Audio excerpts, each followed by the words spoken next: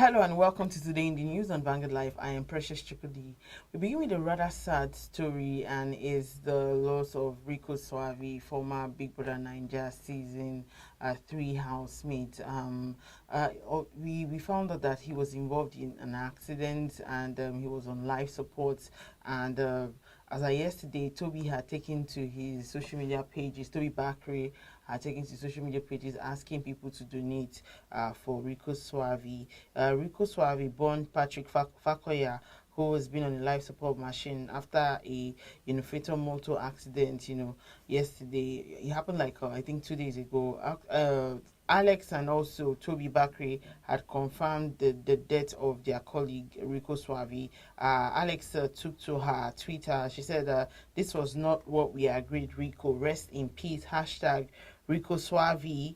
And Toby took to his Instagram saying, "This is how I remember us, brother, forever. Love."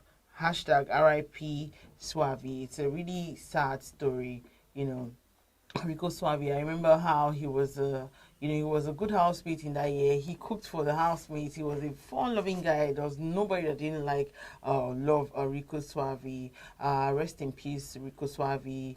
It's just a sad story. All right, let's move ahead and then start off with the front pages of Vanguard newspaper. And Vanguard is leading with Obi unveils a campaign team task INEC security agencies. The writer says NCC transcends ethnic religious bias.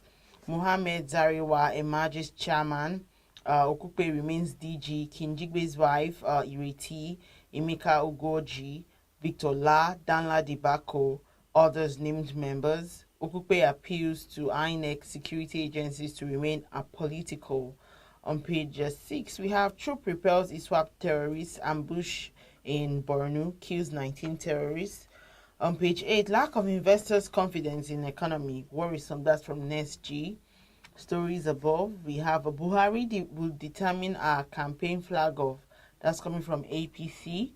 Court convicts Nollywood producer Ekpekbe 7 years for fraud.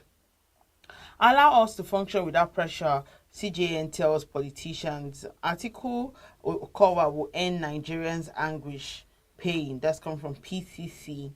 IMF lists measures for debt reduction in Nigeria.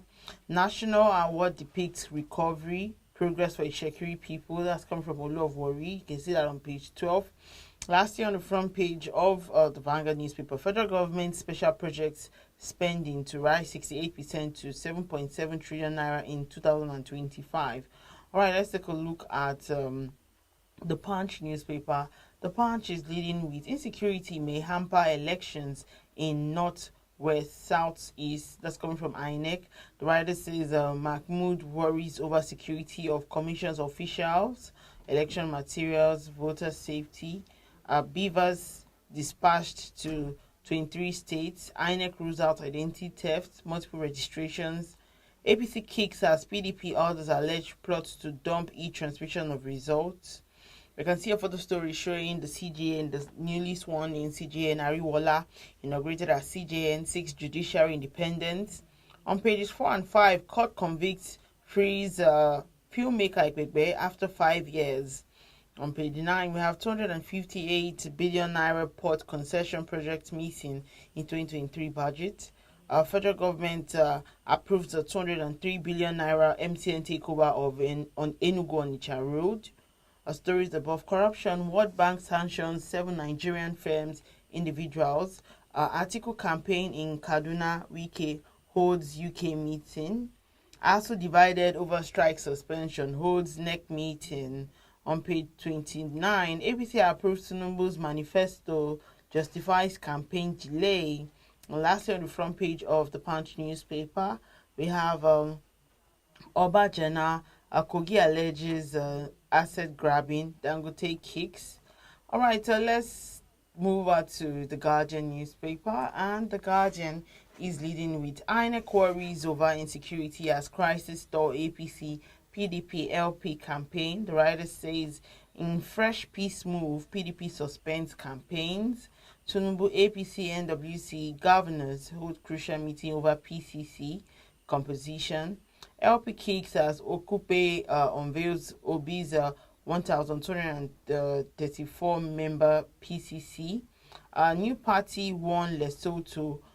Don't underestimate obedience. Adamu Gaba tells APC.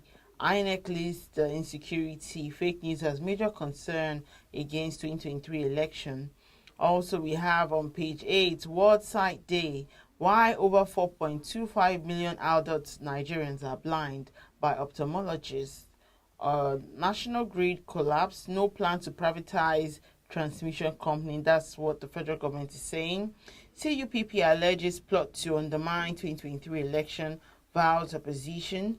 A federal government directive on border closure still in force, says customs. Insecurity is hypocrisy to criticize Jonathan, keep silence on Buhari's government, says Yakasai. Last year on the front page of The Guardian, stop pressuring judiciary. Newly sworn CJ Nariwala tells politicians. All right, let's take a look at The Nation newspaper. The Nation is leading with Tinubu's presence. Presents manifesto to APC, NWC governors. The writer says the Presidential Campaign Council members, party ESCO meet. 10,000 police officers undergoing training on digital skills, says IG. PDP crisis, article draft Mark Ibori Odili to beg Wike. 95 million Nigerians to elect president next year, says INEC. Student work visas restriction on Nigerians likely, UK warns. Obajana, Kogi challenges Dangote to prove ownership. Court dismisses 3 suits against Abiodun. Last year on the front page of The Nation, CJN to politicians, don't put pressure on judiciary. And that's what we can take on the front pages of the papers. Join us after the break. We'll be right back.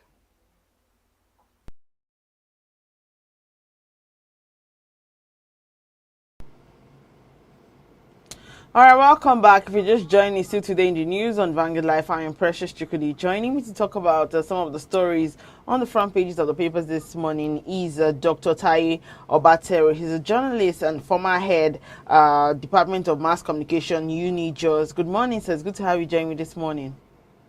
Thank you very much. It's a pleasure being here. All right, let's move ahead and talk about some of our stories this morning. And we're talking about the economy, obviously. And the Nigerian Economic Summit Group, NESG, has expressed concern over investors' lack of confidence on the economy. And, you know, they were citing insecurity, foreign exchange scarcity, and an unfriendly business environment as the reason why we are lacking foreign investors. What are your thoughts on this one?